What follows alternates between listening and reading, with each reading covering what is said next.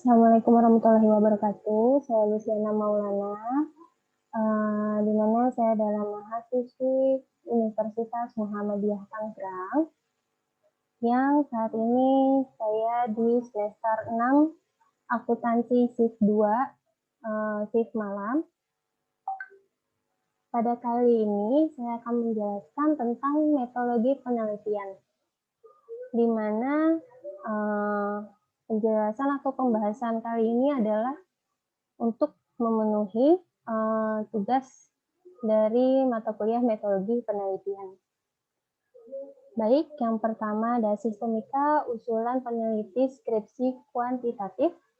Yang pertama ada latar belakang masalah, berisi latar belakang masalah, identifikasi masalah, rumusan masalah, dan batasan masalah, adapun tujuan dan manfaat penelitian.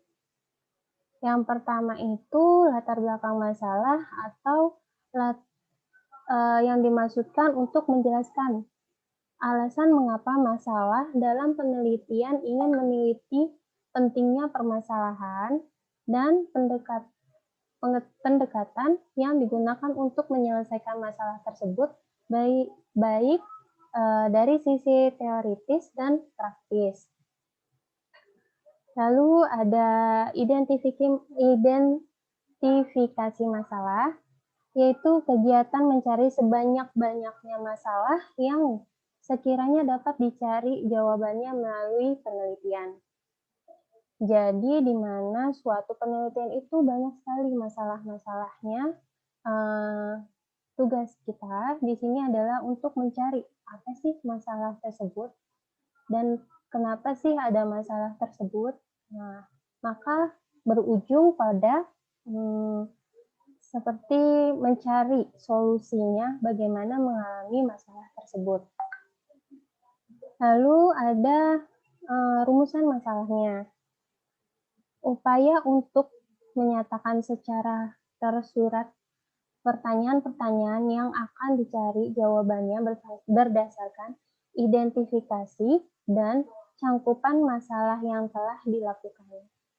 Seperti tadi, pertanyaan-pertanyaannya mengapa, lalu bagaimana, dan nanti akan berujung kepada penyelesaiannya untuk memecahkan masalah tersebut. Lalu ada batasan masalahnya, yaitu bagian ini berkaitan dengan identifikasi masalah. Jika peneliti memiliki keterbatasan masalah yang diidentifikasi, mungkin tidak semua diteliti, melainkan hanya beberapa saja. Dalam banyak tulisan dan pedoman penulisannya tetap menggunakan kalimat hanya. Lalu ada tujuan dan manfaat penelitian. Mengungkapkan sasaran yang hendak dicapai dalam penelitian. Jadi mengungkapkan sasarannya. Lalu slide selanjutnya. Yang bagian B-nya, yang bagian keduanya itu ada tinjauan pustaka, yaitu berisi uraian teori atau rujukan yang memberikan argumentasi teoritik terhadap konsep-konsep yang menjadi fokus penelitian hipotesis, itu pun kalau ada ya. Tinjauan pustaka, dalam arti lain itu ada yang pertama berisi uraian teori atau rujukan yang memberikan argumentasi teorik terhadap konsep-konsep yang menjadi fokus penelitian. Jadi argumentasi teorik ya menjadi fokus dalam penelitian. Lalu ada lagi tinjauan pustaka itu ada yang keduanya itu menguraikan secara jelas kajian pustaka yang melandasi timbulnya gagasan dan permasalahan yang akan diteliti dengan menguraikan teori, temuan, dan bahan penelitian lain yang diperoleh dari acuan untuk dijadikan landasan dalam pelaksanaan penelitian.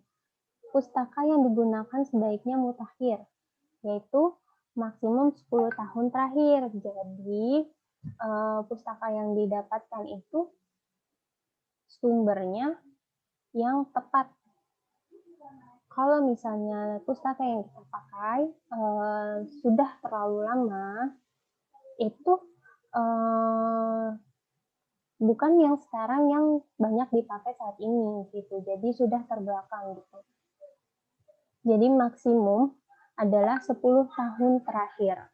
Jadi seperti informasi yang kita dapat itu adalah informasi yang terbaru. Ya, mengutamakan artikel pada jurnal ilmiah yang relevan juga. Baik. Lalu ada sistem kausulan penelitian deskriptif kuantitatif. Yang ketiga, metode penelitian. 1. Batasan konsep dan definisi operasional variabel. Memberikan tolok ukur atau parameter suatu variabel meneliti diukur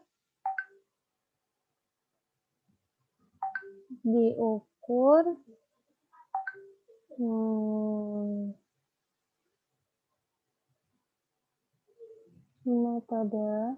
Yang kedua ada validasi dan reliabilitas instrumen penelitian. Validitas yaitu mempermasalahkan sejauh mana pengukuran tempat dalam mengukur apa yang hendak diukur.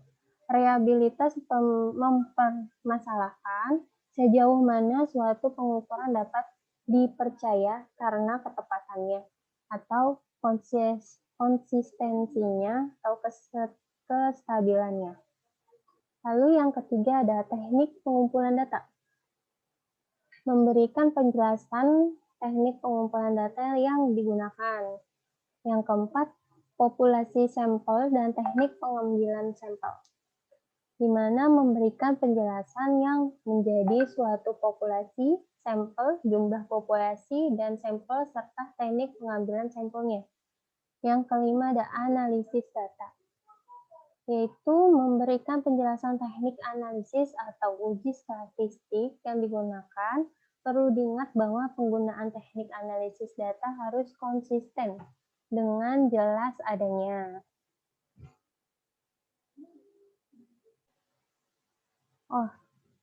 Selanjutnya yang ini. Yang tadi sudah ya. Jadi akan saya lanjutkan yang teori, konsep, dan perumusan hipotesis. Teori.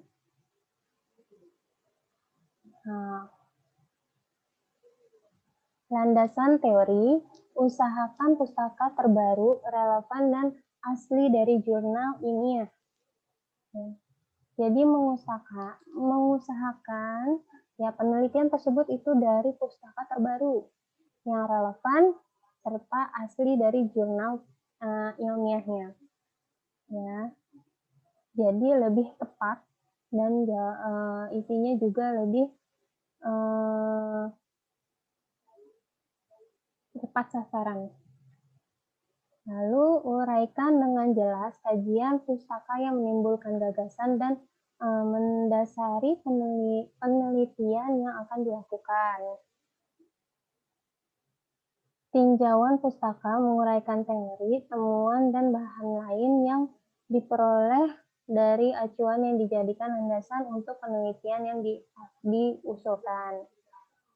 Uraian tinjauan pustaka menjadi landasan untuk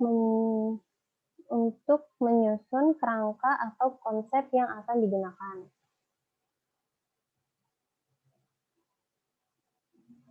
Lalu yang selanjutnya, tinjauan pustaka mengacu pada daftar pustaka.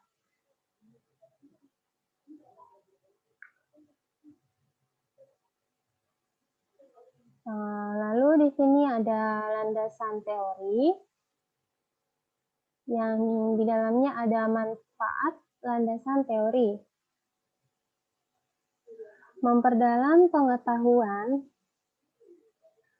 tentang bidang yang diteliti. Yang kedua, mengetahui hasil penelitian yang berhubungan sudah pernah dilaksanakan, memperjelas masalah penelitian. Lalu untuk yang kedua ada penulisan sumber catatan. Sumber pencatatan itu di dalamnya ada format dasar, ada teks atau nama keluarga pengarang, tahun terbitan, lalu ada nama pengarang, teks, tahun terbitan.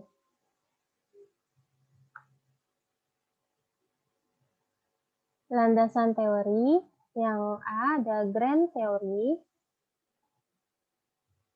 Nah, grand teori ini berarti landasan teoritis yang merupakan panduan guna mendapatkan arah yang tepat dalam melakukan suatu penelitian ilmiah sehingga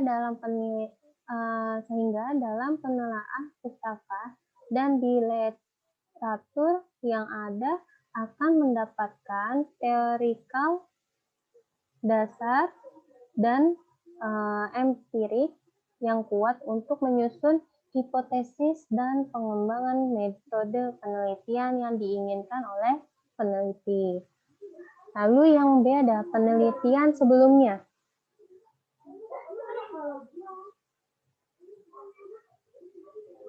Penelitian sebelumnya, dalam penelitian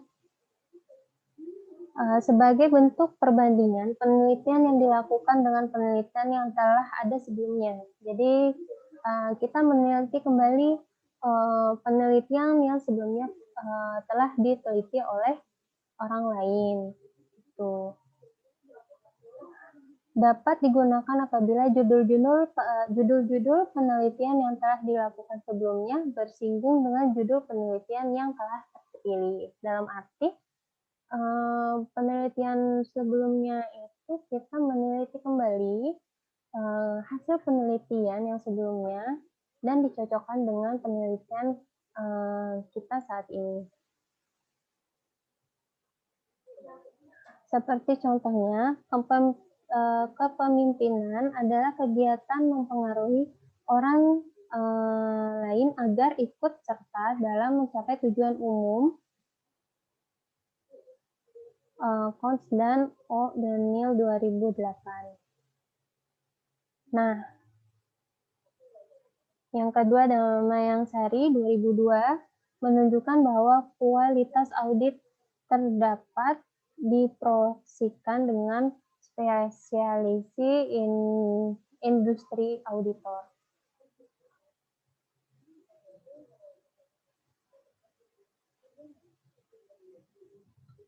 Selanjutnya, kerangka konsep.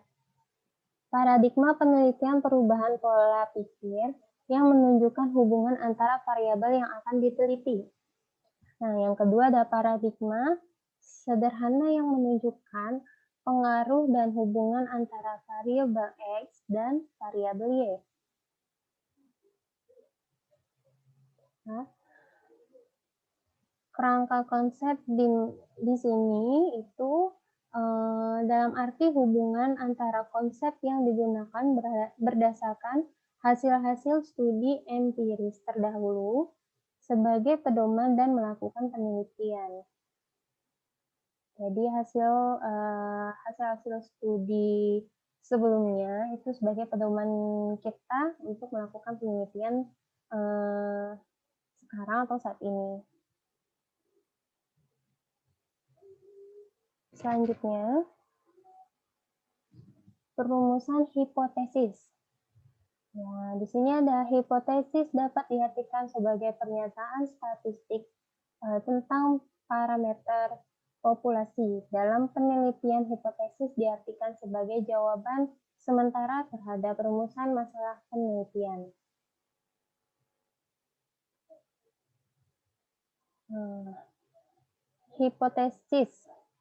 Hipotesis itu merupakan sebagai pernyataan statistik tentang parameter populasi.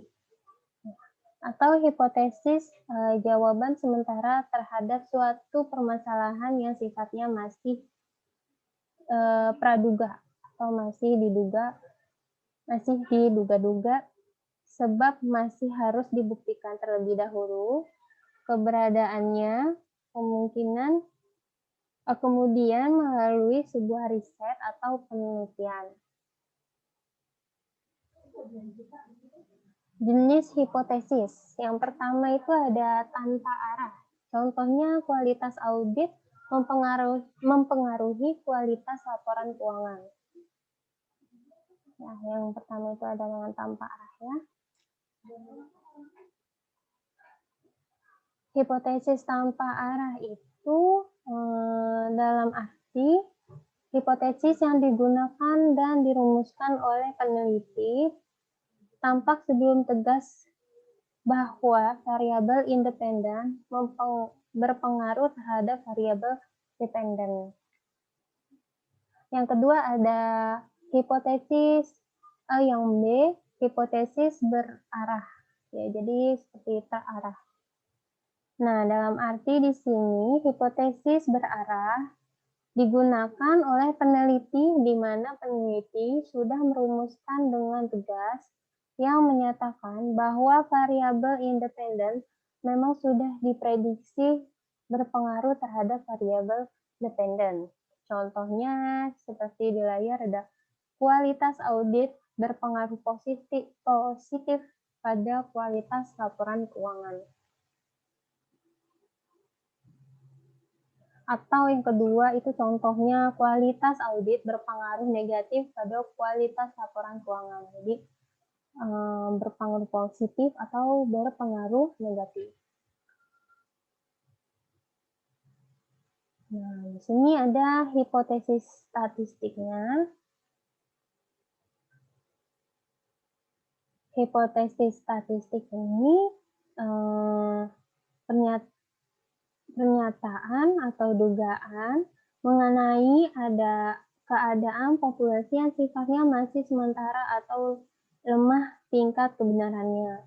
Hipotesis statistik bisa berbentuk suatu variabel seperti binomial, Poisson, atau nominal, Poisson dan normal atau nilai dari parameter seperti mean, variance, standar, deviasi, dan proporsi. Nah, di sini ada gambar parameter populasi, ya. Parameter populasi itu hasil observasi terhadap keseluruhan individu anggota populasi. Ada mu, ya ini ada mu. Artinya itu rata-rata untuk menyatakan rata-rata populasinya. Ya, lalu di sini ada mu 1, mu 2, mu 1 dibanding mu 2 dibanding mu n. Ya. Rata-rata banyaknya sampel. Ini rata-rata banyaknya sampel. Lalu ada sigma. Penjumlahan. Dari parameter populasi selanjutnya akan mereduksi kepada statistik ukuran sampel. Ya, seperti di gambar. Setelah itu akan membuat generasi atau menguji hipotesis statistiknya. Selanjutnya, hipotesis statistik. Dalam statistik dan penelitian terhadap dua macam hipotesis, yaitu hipotesis nol dan alternatif. Ada statistik ya, hipotesis nol diartikan sebagai tidak adanya perbedaan antara parameter dengan statistik atau tidak adanya perbedaan antara ukuran populasi dan ukuran sampel. Ya. Dengan demikian, hipotesis yang digunakan adalah hipotesis nol. karena memang peneliti tidak mengharapkan adanya perbedaan data populasi dengan sampel. Seperti tidak ada pengaruhnya. Lalu hipotesis alternatif. Hipotesis alternatif itu lawan hipotesis nol yang bersembunyi adanya perbedaan antara data populasi dengan data sampel. Selanjutnya,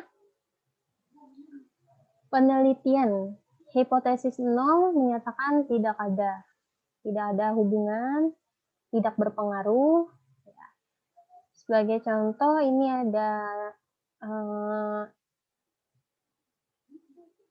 contoh hipotesis nolnya, tidak adanya hubungan antara suatu variabel dengan variabel lain, tidak adanya perbedaan antara satu variabel dengan atau lebih pada populasi atau sampelnya yang berada.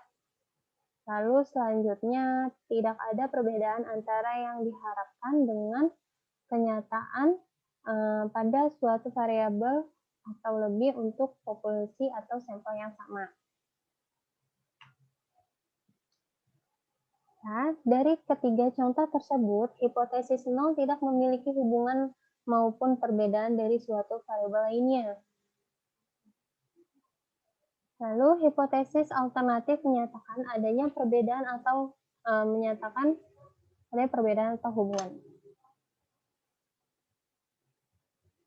Selanjutnya, ada bentuk rumusan hipotesis. Bentuk rumusan hipotesis. Yang pertama, hipotesis deskriptif. Ya, hipotesis deskriptif adalah dugaan tentang nilai suatu variabel mandiri tidak membuat perbandingan atau hubungan. Sebagai contoh rumusan masalah, yang pertama, seberapa tinggi daya tahan lampu merek X? Lalu ada seberapa tinggi produktivitas padi di Kabupaten Klaten? Berapa lama daya tahan lampu merek A dan B? Seberapa baik gaya kepemimpinan di lembaga X?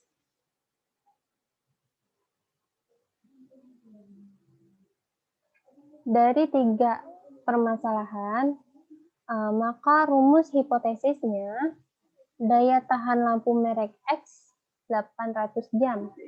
Produktivitas di Kabupaten Klaten 8 ton per HA. Dalam tahan lampu merek A 450 jam dan merek B 600 jam. Daya kepemimpinan di lembaga X telah mencapai 70% dari yang diharapkan. Selanjutnya, ada statistik yang digunakan untuk menguji hipotesis deskriptif.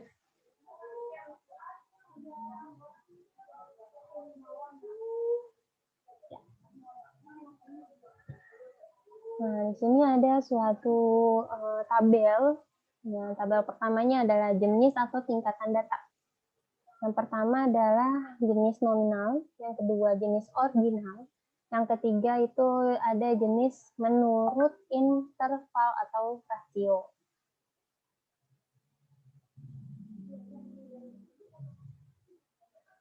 Nah, dari ketiga jenis tersebut,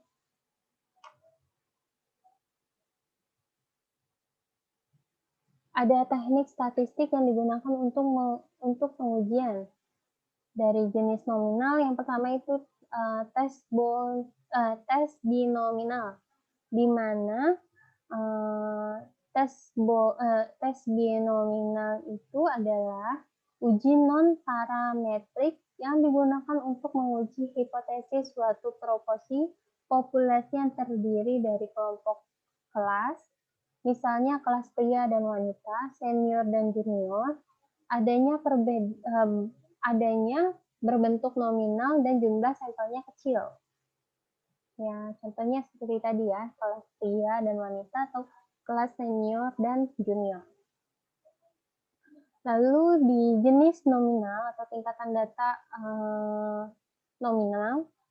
Teknik statistik yang keduanya itu ada Chi-Quadrat atau satu sampel.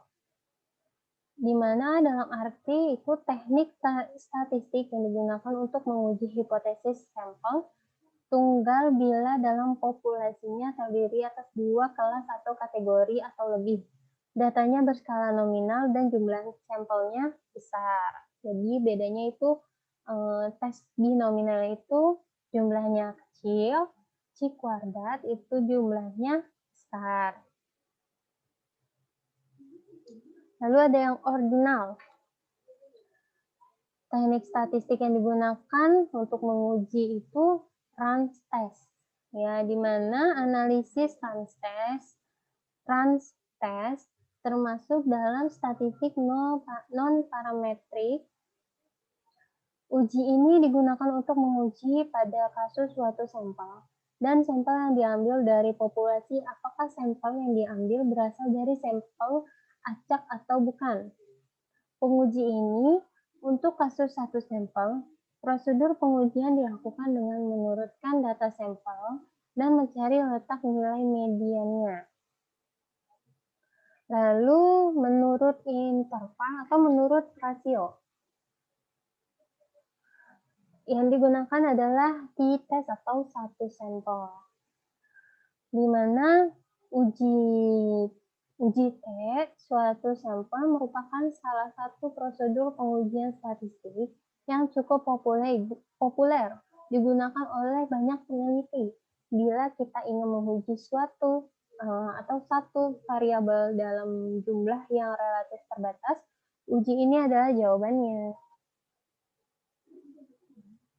Selanjutnya ada hipotesis komparatif. Hipotesis komparatif adalah pernyataan yang menunjukkan dugaan nilai dalam suatu variabel atau lebih pada sampel yang berbeda.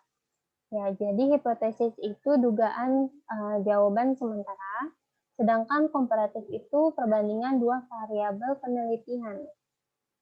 Sebagai contoh rumusan masalah komparatif, ya, di sini adakah perbedaan kualitas audit KAP Big 4 dan non Big 4?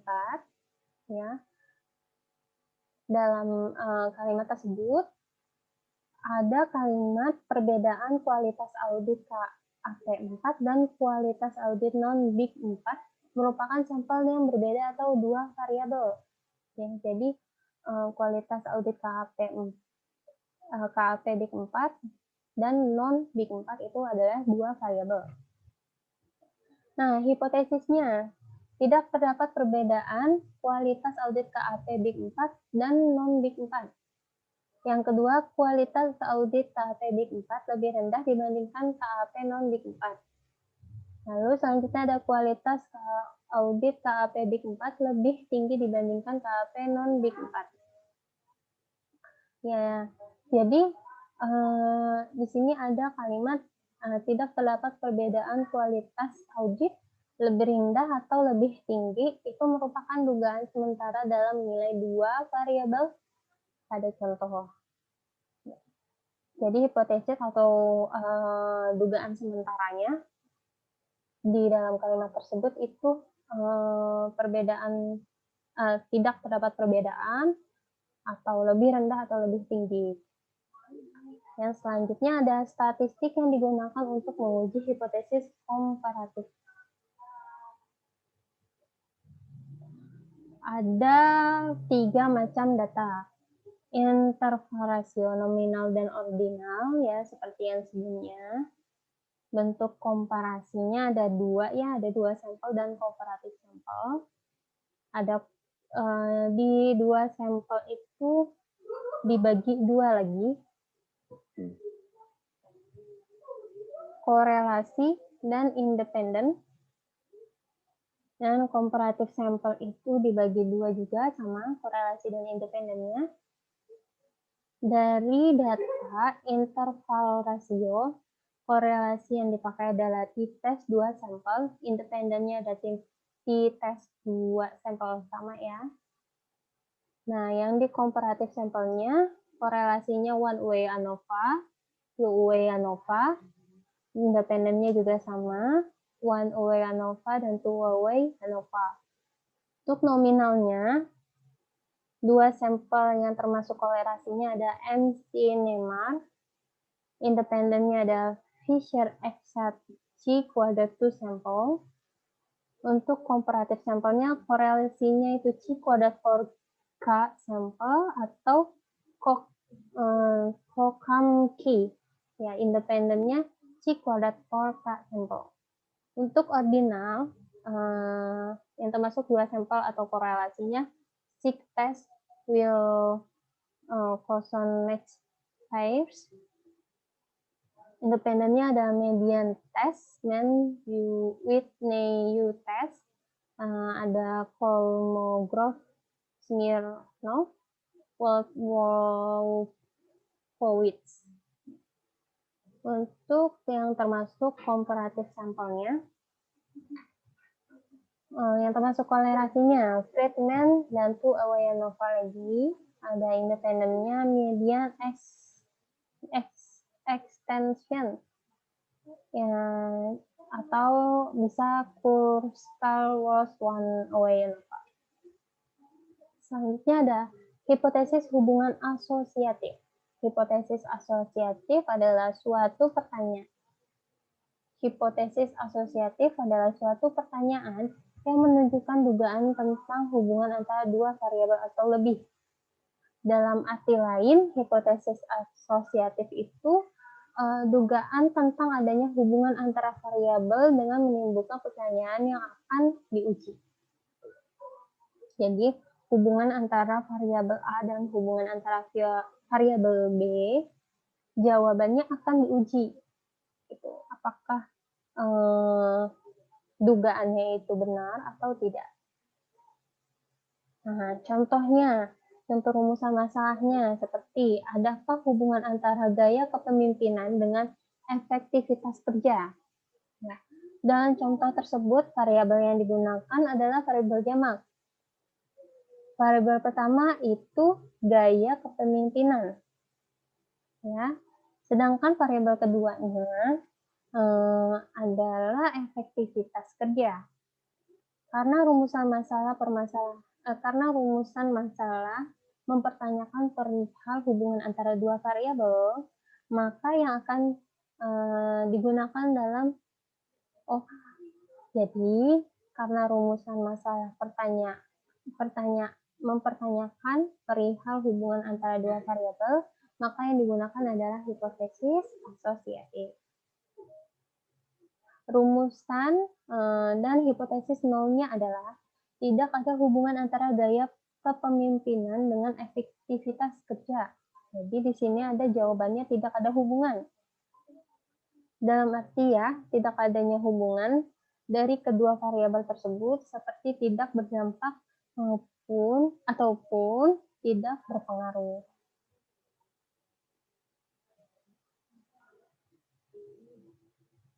Statistik yang digunakan untuk menguji hipotesis asosiatif. Macam-macamnya masih yang tadi ya, nominal, ada ordinal, ada interval, dan rasio. Nominal dari teknik kolerasi yang digunakan itu ada koefisien kontingensi, ya, atau uji korelasi antara dua variabel yang berskala data nominal. Fungsinya untuk mengetahui asosiasi atau relasi antara dua perangkat atribut. Koefisien ini fungsinya sama dengan beberapa jenis koefisien korelasi lainnya.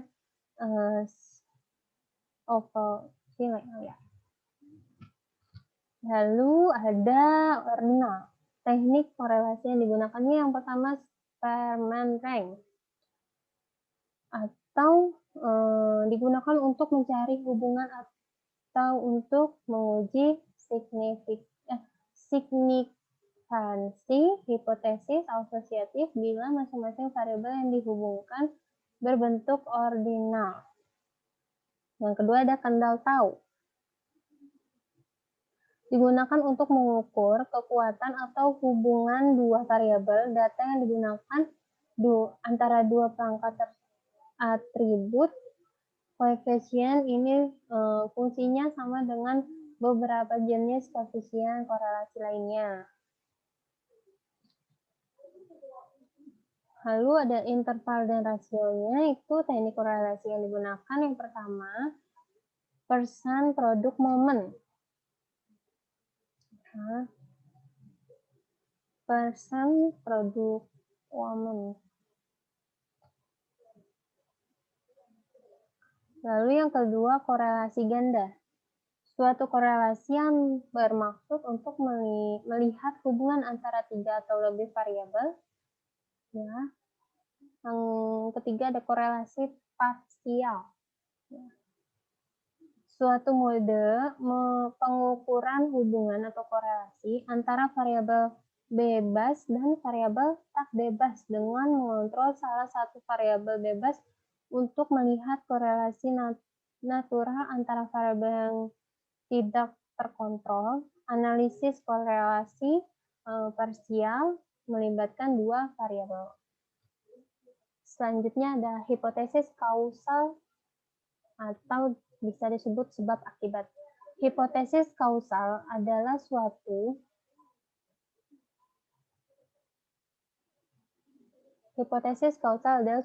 pernyataan yang menunjukkan dugaan tentang pengaruh dua variabel atau lebih. Contoh rumusan masalahnya. Apakah gaya kepemimpinan mempengaruhi efektivitas kerja? Yang selanjutnya rumus dan hipotesis nolnya, gaya kepemimpinan berpengaruh positif pada efektivitas kerja.